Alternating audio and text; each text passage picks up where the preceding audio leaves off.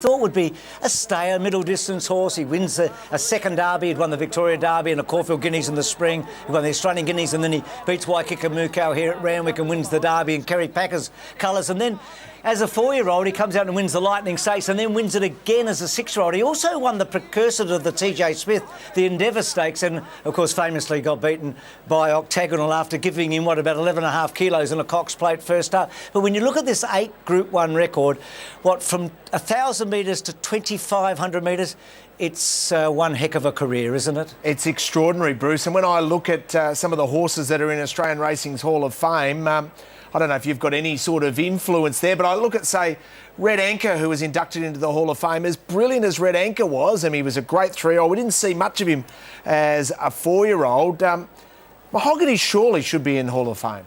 Well, he's on the borderline. It's a bit like a Weekend Hustler, a more Joyce, a Scalacci. He's in that group, and I am on that committee now, Richo. And look, Red Anchor, the query with him for me was he was good enough, but was he good enough for long enough? And I get what you're getting at, but he was a great horse. He didn't race as a 4-year-old. So Mahogany's on that short list, but it's hard-earned to get in, and we'll wait and see. And Bruce, I'm sure that you would have been in this room, but he does have a room at Crown Casino named after him, only for the high rollers, so I'm sure that you would have been in there.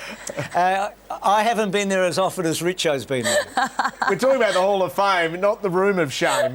We move on from the mighty Mahogany and the Mahogany Room into the Mount.